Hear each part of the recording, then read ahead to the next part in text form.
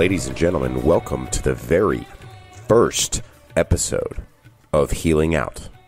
My name is Muhammad Vaez, and full disclosure right up front, I didn't bother to do a mic check today, so if the audio levels are a little bit off, you can chalk that up to me being extremely unprofessional. Man, not doing a mic check for your first episode is ridiculously unprofessional, especially when I'm launching what would appear to be a professional podcast, but in reality is not. However, I am so arrogant in this new business venture that I have taken that I assume I know all things about this business because I have enjoyed the products of this business, even though I've never actually been in this business. So I assume incorrectly that I am capable of recreating said products of this business because I am a fan of this business. And by this business, of course I mean podcasting. That phrase sounds like it could apply to more businesses than just podcasting, but let me explain. I listen to a lot of podcasts. There's about 12 that are on my regular rotation. Not necessarily just wrestling, even though there are a plethora of professional wrestling podcasts out there. But I also listen to some news podcasts as well as, and yes, I am a nerd, outer space podcasts.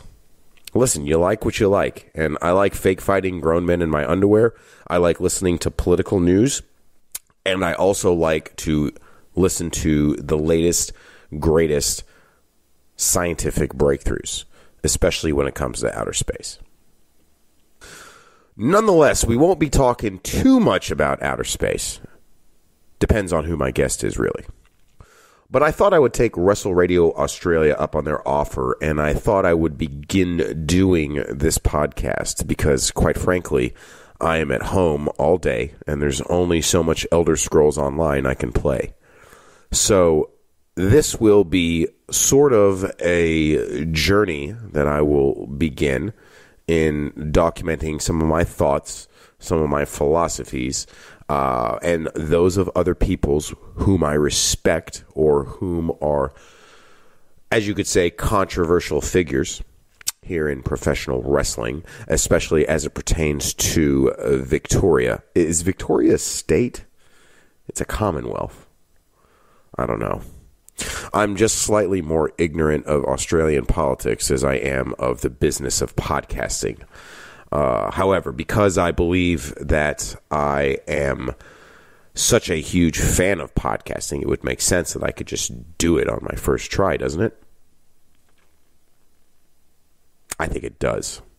I hope you guys appreciated that dramatic pause that I put in there between my question and my answer. Just one more reason why I am so well equipped as a fan of podcasting to create an excellent podcast, consisting thus far of no content and just rambling. If my rambling's entertaining, though, then, you know, what's wrong with rambling?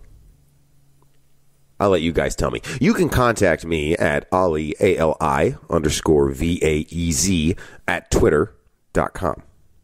I am not verified yet. Notice I said yet. I do like to interact with people on Twitter, provided that it's of a constructive nature. Telling me that I suck is not constructive, even though it is, and plenty of people have. Nonetheless, I am also Global Force Wrestling's Ali Akbar.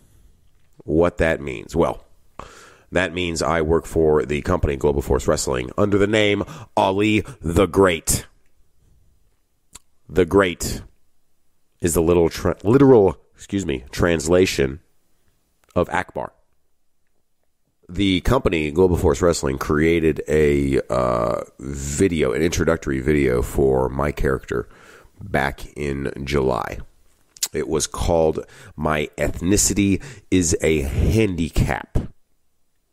And they released it on YouTube in the weeks leading up to the company's first television tapings. And the amount of feedback that came through on YouTube was overwhelming. The video got 5,000 views within the first week.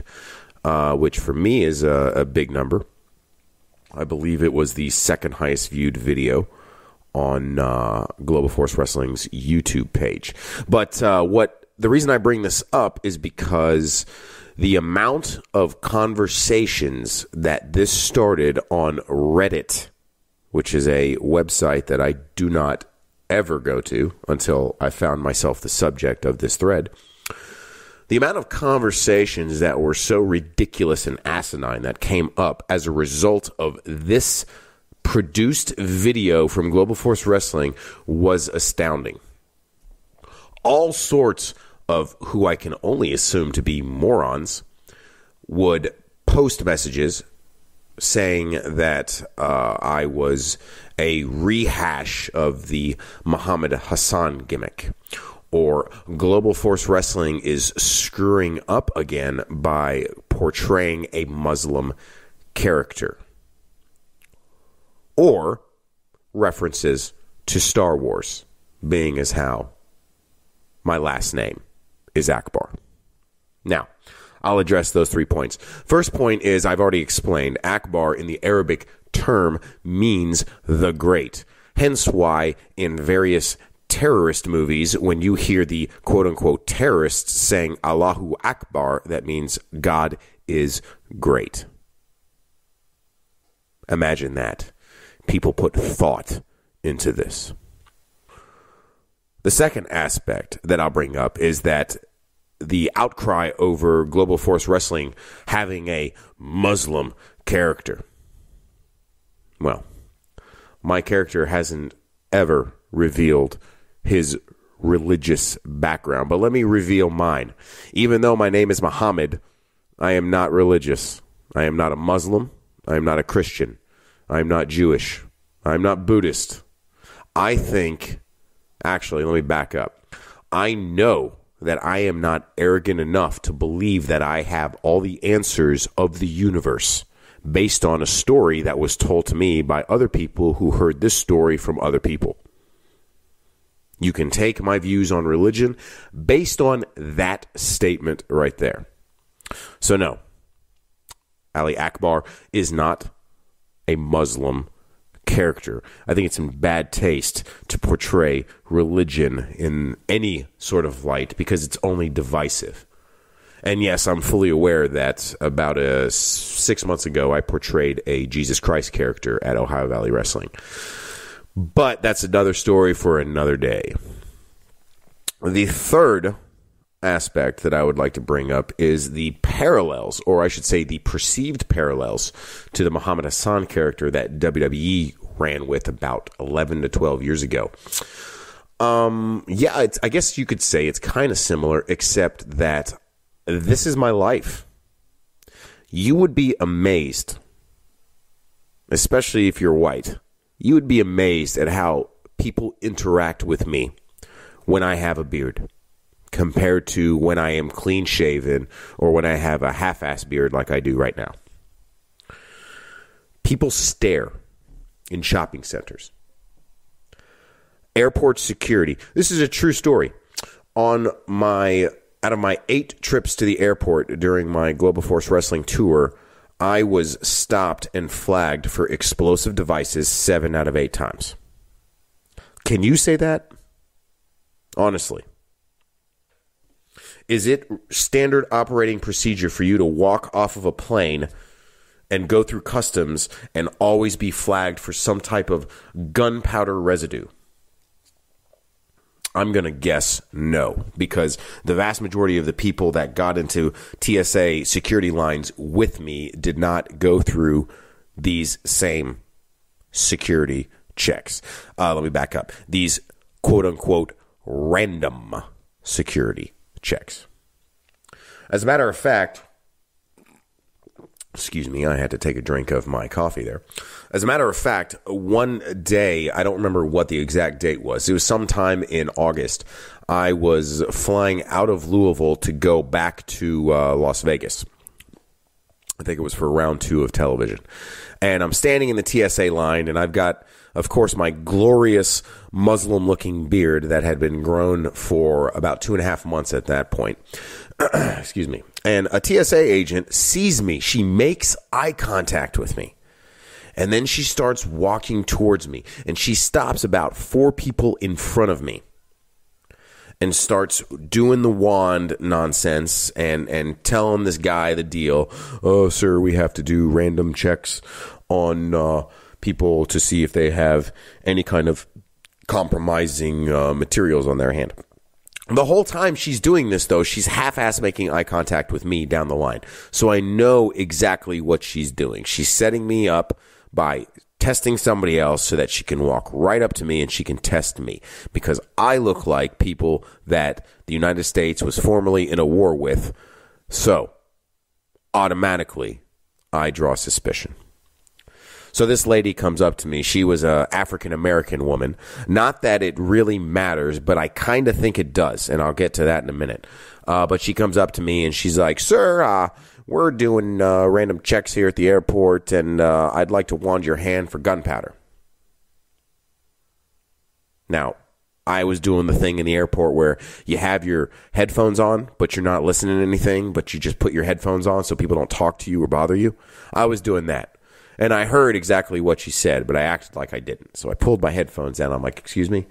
And she said, sir, I need to test your hands for gunpowder residue. It's a completely random check. And then I start laughing in her face.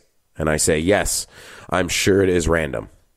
And then she gets this uncomfortable smile. And then she proceeds to wand my hand for the gunpowder residue that doesn't exist. Then she walks away. Then literally a minute later, she comes back up from behind me and she goes, just so you know, sir, I'm wearing this earpiece and this gentleman's sitting up there, and she points to the other side of the TSA security counter, like 50 feet away and up on like a little pedestal type gimmick. She points to him and says, he actually flagged you down and told me to test you. So right there, hearing that story, and knowing that this black woman empathized with me, probably because as an African-American woman, she has faced discrimination in her life as well. After experiencing this as a constant at airports, going all the way back to when I was a member of the United States Army, tell me that this gimmick, quote unquote, of my ethnicity is a handicap, is a rehashing of a 12-year-old gimmick that was too fast, too soon. This is my real life. So because of that, I discounted 99% of what was said on Reddit regarding the quote-unquote Akbars coming to Global Force Wrestling, which is a very long, drawn-out story for me to say that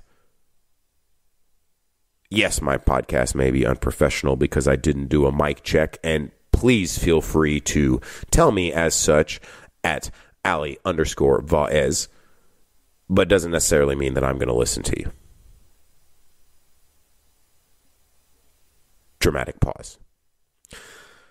Moving on. So, this podcast, I think, will be a forum for me to talk a little bit about my philosophies in professional wrestling, to talk a little bit about my travels, what I've got coming up, where I'm going, where I've been. Also, it gives me the opportunity to talk to some people that I have come to know here in the Victorian wrestling scene. The beauty of professional wrestling is like it's a language, and there are only so many people in the world who know that language. So, for instance, if you go to India and you speak English to an Indian, they can speak English to you back.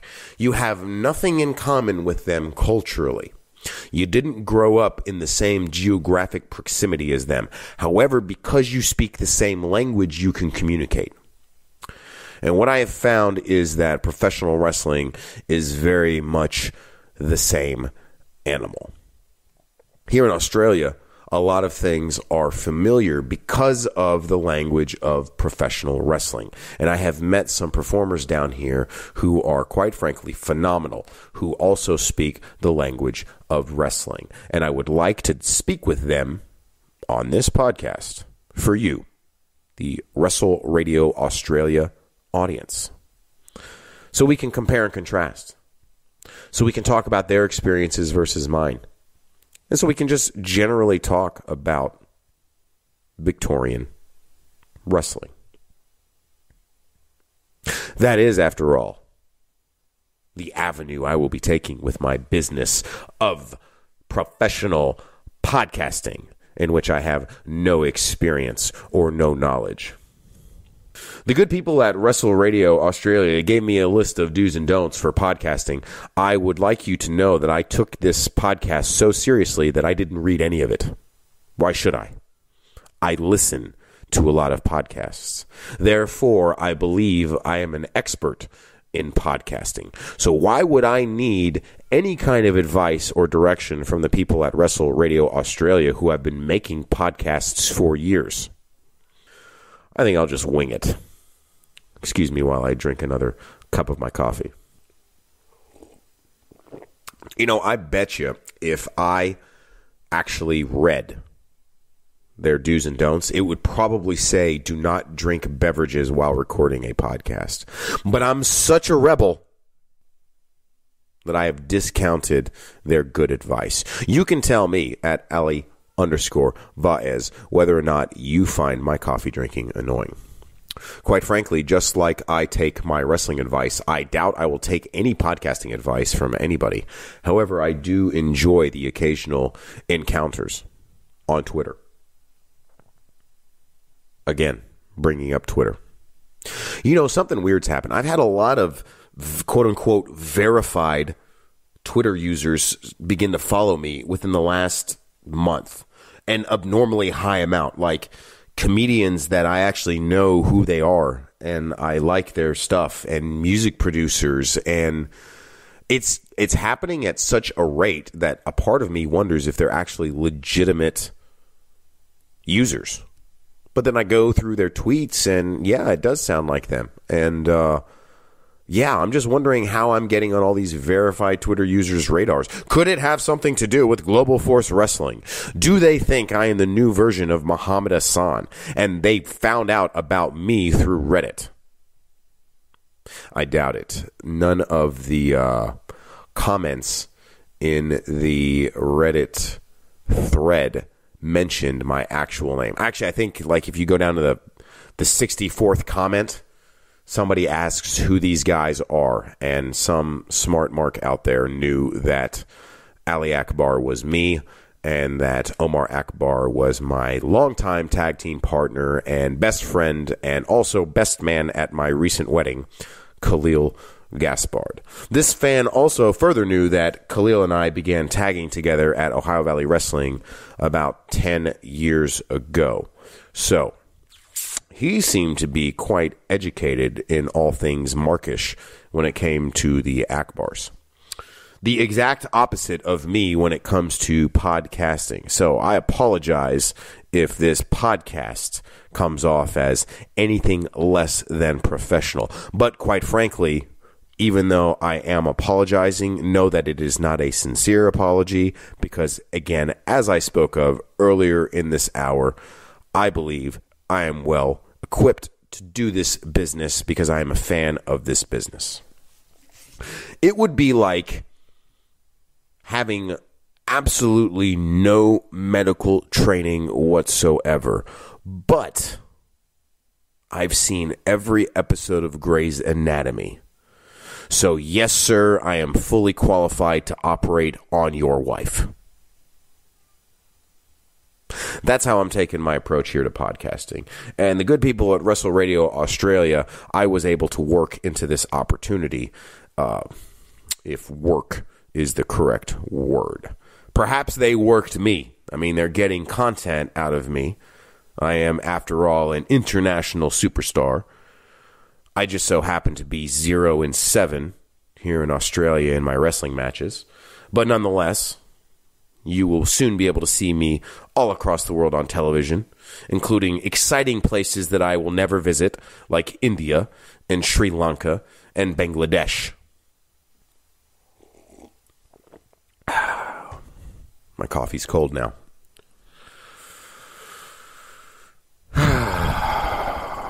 So I had breakfast about 45 minutes ago, and my plan was that I was going to record this podcast in between breakfasts and in between going to the gym, because my responsibilities during the week consist of lifting weights and eating every 2 hours. I previously recorded this podcast on Tuesday, I believe. But the audio levels were so bad because, like a moron, I didn't set the microphone correctly, and my computer's, internal microphone was the one recording, and blah, blah, blah, blah, blah, nerd stuff. I didn't pay attention, and, I paid the consequences. So I am recreating that first episode. Even though if you listen to the two back to back, they're not even remotely similar. Because I'm kind of a loose cannon. I'd like to be the loose cannon of podcasting. You never know what you're going to get. Maybe that's a niche that I'm going to fill. I'm not exactly sure. I kind of feel like it'll just come to me. I'll take this endeavor, and I'm not doing anything else. So I might as well speak into this microphone, given the platform of Russell Radio Australia, where I can ramble for 22 minutes and not really say anything. I'm actually kind of proud of that.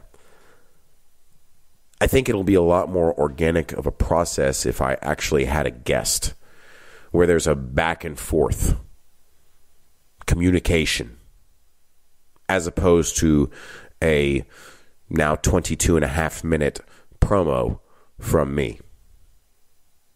Is there anybody that you would like for me to have as a guest? Let me know. I'll consider it. No guarantee. I would also be remiss to not bring up the fact that I will be on national television here in a few days. Well, it's NITV. I don't know if that's national or not, but it sounds better if I say it that way. So I'll be on national television this Tuesday on, what's the date? September 29th, or as you say here in Australia, 29 September at 7 p.m. The blockbuster mockumentary that we filmed a few years ago, The Tour, will be making its television debut. The Tour was a phenomenal project to work on, and by phenomenal, I mean it was absolutely awful, except I got paid, and I met my wife, or my future wife, who is now my current wife. But at the time, she was my future wife. But nonetheless, I was invited down here by a promoter named Zoran Timic, who's a good buddy of mine. Slightly controversial figure here in Victoria Wrestling. I would love to get him on the podcast one day and give him a platform to talk, to see whether or not he is deserved of the heat magnet status that he has. We'll see.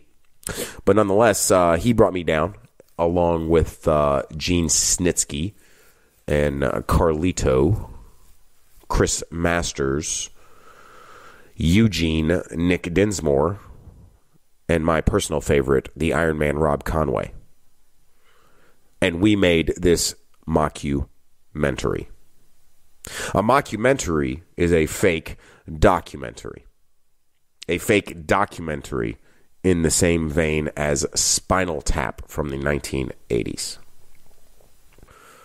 We were in various adventures together. I think it would have been a better product if they had just filmed us and let us do our thing. Because the shenanigans that were undertaken in the van between shoots, I thought was more entertaining than the actual content that we recorded. Now, who cares what I think? I'm just a unprofessional podcaster and sometimes professional wrestler. But I really do think it would have been better. I watched Gene Snitsky suck on no less than 10 different women's feet. And it's amazing how he did it. I think I'll ask him to come on the podcast in a future episode and discuss his love of feet. But literally, it was like a work of art. It was so awesome. He would start by complimenting their toenail polish or their shoes or something that no straight guy would ever notice. And then, of course, women love to talk about themselves and their fashion. So, oh, yeah, my shoes, blah, blah, blah, blah, blah. And he would get into some asinine conversation with them for anywhere between 5 to 15 minutes. At which point, he would offer some type of foot massage service for free. Now, Gene's a pretty scary-looking guy, especially these days. He's got the dopest beard ever. It's like down to his belly button. But then, 2.5 years ago now, he was completely clean shaven. So he wasn't necessarily as scary looking as he could be. Nor did he have the famously dyed brown teeth from his WWE run. So he was a nice, well-spoken gentleman, rather tall, still about 7 foot tall. But, most women that he began this process with took him up on the foot rubbing offer. And he would rub this lady's feet. One in particular, I remember, she was a reporter down in Bendigo. And within 5 minutes, she had one of her feet out of the heel. And old Snizzle was just rubbing that foot. And I swear you would think that he was going down on this girl with the amount of ecstasy that was apparent in her eyes from that foot massage. And then it was only a matter of time before Snizzle transitioned that foot massage into foot in mouth. Some women recoiled in terror. Some of them just loved it. Nonetheless, I think you can make an entire documentary on just that topic. Foot fetishes. I'll close with this story. We filmed a wrestling show at a Chinese buffet. True story. And I don't believe it actually made the final cut for the mockumentary. Nonetheless, we're at a Chinese restaurant, and I made somebody eat dog food or something. It was an old take on the $1 Million Man gimmick. The reason I bring this up is because right after my segment was Snizzle's segment, and he came out and swooned a real-life Chinese restaurant waitress. Swooned her right off her feet. Brought her into the ring. And this lady had been on her feet all day, wearing some flat shoes with no socks, serving at a Chinese restaurant. I swear to God, I can't make this up. Snitsky brought her into the ring, dipped her toes in soy sauce, and then began to give her feet one of the most thorough head jobs I have ever seen in person. Now, you tell me how that doesn't make the final cut. And just think about the bacteria on her feet and the smell, and just went to town. He went to town. So hopefully, if this mockumentary makes $1 of profit, they'll release an extras version on the DVD where you can see Gene just going to town on this Chinese waitress's foot. I've been led to believe that if $1 of profit is made from the tour movie, that a second tour movie will be made. So that has me somewhat excited. I don't know what NITV's deal is. Do they pay for this content? Do they not? I don't know. Regardless, I hope it does make $1 in profit so that I can make a second tour movie, so that I can get paid once again. That is, after all, the name of the game. I would be remiss if I didn't mention that I am sponsored by Vitargo. Hashtag Vitargo. A revolutionary carbohydrate supplement. I have been a brand ambassador for Vitargo for about 4 years now. I was introduced to the company by my good friend Jesse Godders. He came to Ohio Valley Wrestling for TNA's developmental system back in, I want to say, 2011. And I was competing in a physique contest in 2012. Now, a physique contest is where you either do a bunch of gas or you don't, and you diet for a couple months, and you put on some board shorts, and you walk out on stage with a ridiculous tan covered in oil where other men judge your bodies. It is actually more quote-unquote gay than professional wrestling. Nonetheless, I had competed in that physique contest, and by competing in that physique contest, I was able to secure a sponsorship from Vitargo, hashtag Vitargo. And once it became apparent that I no longer wanted to compete in physique contests ever again in my life, I switched over to being a brand ambassador for hashtag Vitargo. It's a pretty good gig. I really like the product, Vitargo. It phenomenally helped me change my body, for sure. Completely natural, organic. There is no impure ingredients, and every batch of Vitargo is university tested for quality control. That means, well, let me back up. In the United States, anybody can create any kind of supplement. You could literally market nonsense sugar water and claim that it has miraculous healing benefits.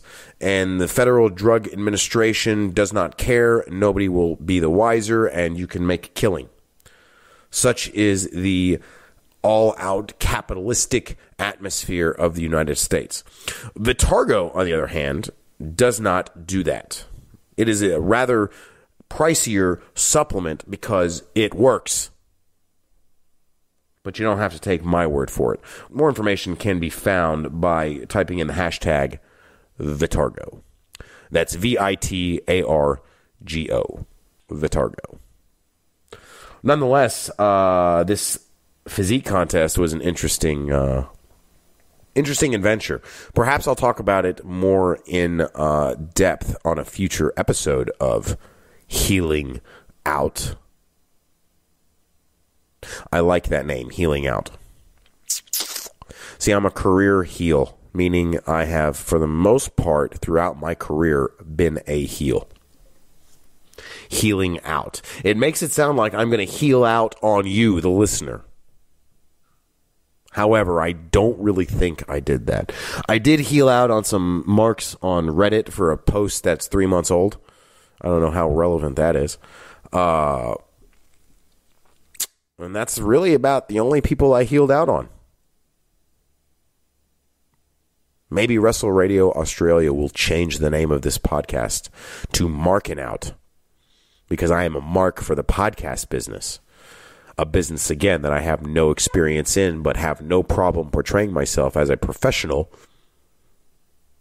And I will let you be the judge of how bad or good this first podcasting endeavor from me has been. At this point, I'm not exactly sure how often I'll be recording these podcasts.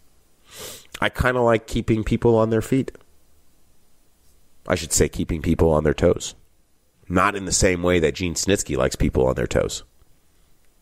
It's kind of going to be a content-driven endeavor, meaning if I have somebody I want to interview and I'm around them, I'll interview them.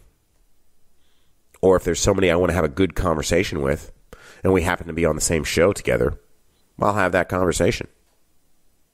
There's no set schedule, ladies and gentlemen. So the best thing I can do is ask you to subscribe. I know, I'm reaching here. Subscribe to Healing Out with Muhammad Ali Vaez. and subscribe to the entire family of podcasts available at Wrestle Radio Australia. And in so doing, you will make sure you never miss any episodes. Wrestle Radio Australia offers a few podcasts. They recently also announced that one of my favorite Aussies, Josh the Axe Shooter, will also be doing a podcast. Josh is a young kid with a shitload of potential.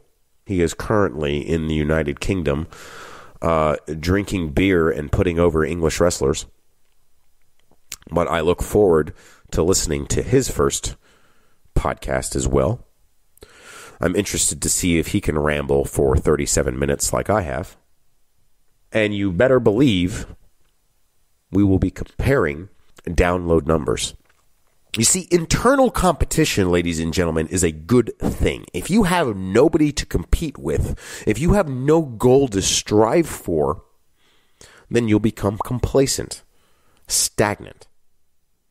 However, with a young lion such as Josh the Axe Shooter beginning his podcast at about the same time that I'm beginning mine, well, this grizzled lion now all of a sudden has been threatened by the younger lion looking to take his proverbial spot.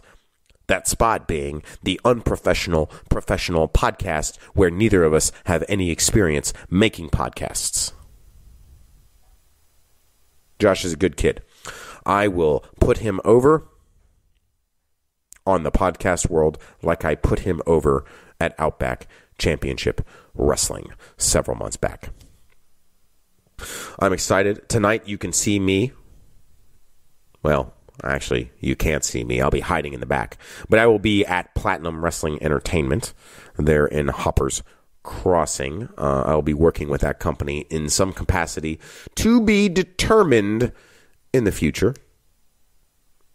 I'm also excited about making my Warzone debut here in the next couple months. More information on that coming soon. Of course, you can see me every month at Outback Championship Wrestling, where I have racked up an impressive amount of losses. Thus far, at Outback Championship Wrestling, I have lost to the Shooter. I have lost to Adam Brooks. I have lost to Cletus twice. I have lost to Tommy Dreamer once. Let's see. I know there's more. I lost to Jamin Olivencia back in 2011, which I believe was the first Outback Championship Wrestling show. And let us also not forget the current Outback Championship Wrestling heavyweight champion, Mad Dog McRae, who made me tap out as well a couple months back. So that is 0-7 at Outback Championship Wrestling. Their next show is on October something or other. 23rd, maybe? I don't know. You'll see it on Facebook. So come on out. Watch me become 0-8. And there's various other wrestling companies that I'm discussing business with in the Victoria region as well as nationwide. So more information on them when it becomes available and appropriate to mention. I have rambled on now for 40 minutes. 40 minutes of nonsense and softly putting myself over. But I also buried myself when it comes to my experience in podcasting. However, I don't believe I could have buried myself with my words as much as I have buried myself with the contents of this first episode of the Healing Out podcast, now at the 40-minute and 15-second mark.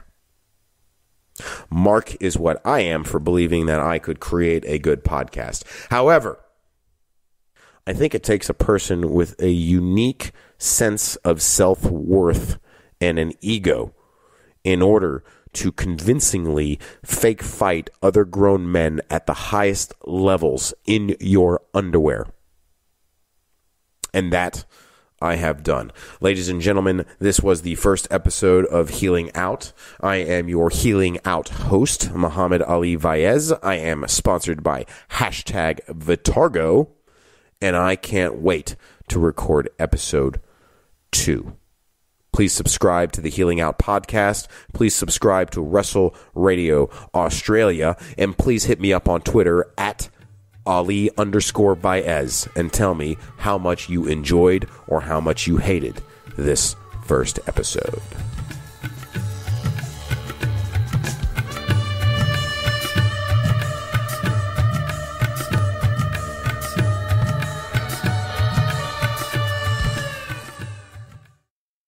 If you run a small business or an organisation, if you've got a band that needs merch or an album cover, even if you just need some creative flair for your individual project, Thomas Green Design and Illustration offers quality graphic design and illustration solutions to match your needs. From business branding, annual reports, websites, t-shirts, and even commissioned artworks, Tom is ready to wrestle your graphic design needs. Check out his website at www.tgreendesigns.com.au, on Facebook at tgreendesigns, or shoot him an email, tgreendesign@hotmail.com. Tom is a wrestling fan, so folks, he's one of us. Look after him, and also mention that you heard all about T Green Designs on Wrestle Radio Australia, and you will get 10% off of the work that you need done. So awesome deal there. Tom's a great bloke. Hit him up. That is Tom Green Design and Illustration. And thank you, mate, for helping us out getting the shows to the listeners.